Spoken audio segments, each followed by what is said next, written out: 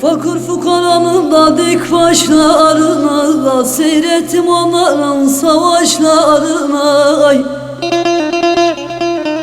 Bir yetim yavrunun da gözyaşlarından anladım ki fakirlikten oluyor. Bir yetim yavrunun da gözyaşlarına anladım ki fakirlikten oluyor.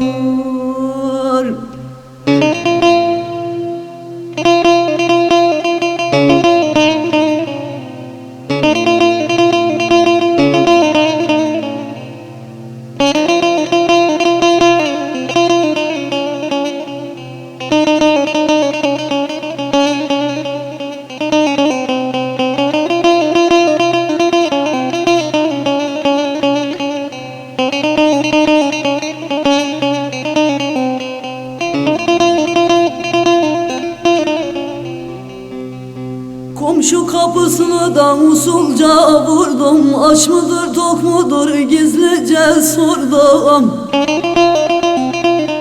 İki lokma vardı birine verdim. Lokmayı verince yüzüme baktı.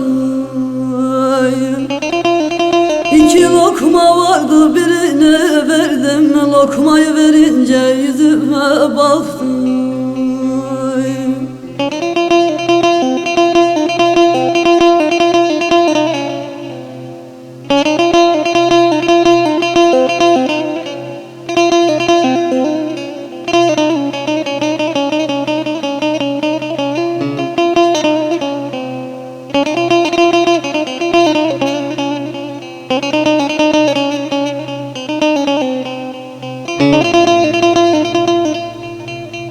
Cebli kefen dikip de giyen gördün mü? Mezarlıkta para sayan gördün mü?